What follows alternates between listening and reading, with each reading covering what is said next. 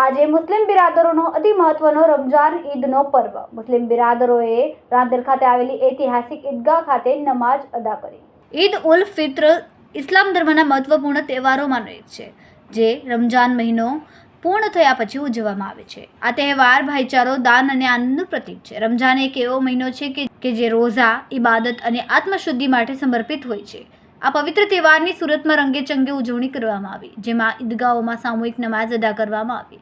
ત્યારબાદ એકમેકને ગળે મળીને શુભકામનાઓ પાઠવવામાં આવી.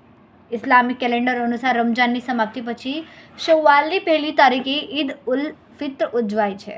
આ વિશેષ તહેવારની શરૂઆત સવારે વિશેષ નમાઝથી થાય છે, જેમાં હજારો લોકો એકસાથે મળીને અલ્લાહને દુઆ કરે છે.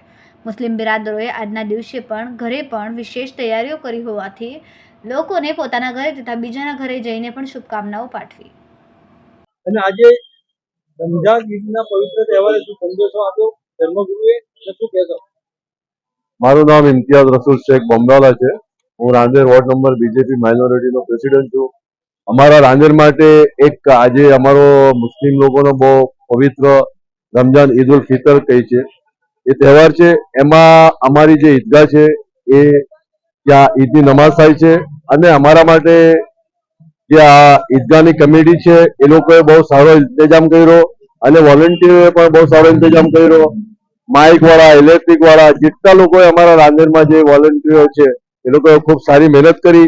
તેમજ પોલીસ પ્રશાસને પણ મહેનત કરી, એસએમસી કોર્પોરેશને પણ મહેનત કરી, અને ખાસ કરીને સોસાયટીના જે હિન્દુ રહીશો છે એ લોકોએ પણ અમને બહુ સહકાર આપ્યો.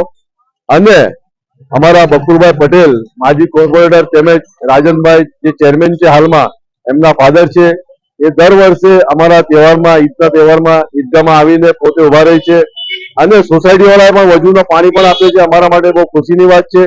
અને અમારા જે મોટા મૌલવીએ જે ભાષણ કહ્યું એમાં એ બતાવ્યું કે આપણા દેશમાં એક ભાઈચારો રહે, આપણો દેશ તરક્કી કરે, એ જ આપણા માટે સારું છે, અને બીજા દેશ કરતા આપણો દેશ આગળ નીકળે. કાળી પટ્ટી બાંધેલી છે, એ બાબતે શું? એ કાળી પટ્ટી તો અમારા મૌલવી લોકોએ તો ના પાડી, પણ અમુક લોકો જે છે, અમુક લોકોએ જે બાંધીને આવ્યા છે, કેટલા લોકોએ તો પછી કાળી પણ રાખી. કેમ કે એ વકફના જે અફવાઓ તો બહુ ચાલે છે, કોઈ પણ કઈ વોટ્સઅપ પર લાગી દે કે ભાઈ કાળી પટ્ટીઓ બાંધીને આવવાની, પણ અમારા મોટા મૌલવીઓએ ના પાડી કે ભાઈ કાળી પટ્ટીઓ બાંધીને નહીં જવાની. પણ જે વોટ્સઅપ પર ભલે છે એ વોટ્સઅપ થી પડીને લોકોને ગેરમાર્ગે દોરે છે, એટલે અમુક લોકો પહેરીને આવેલા હતા. કેમેરામેન સેનિલ વિરાણી સાથે વિશાલ છેઠા, માનવ પ્રભા ન્યૂઝ, સુરત. અમારા વિડીયોની નવી અપડેટ મેળવવા માટે સબસ્ક્રાઇબ કરો માનવ પ્રભા ન્યૂઝ ચેનલને. બેલ આઇકન ક્લિક કરો લેટેસ્ટ વિડીયો સૌથી પહેલા મેળવવા માટે.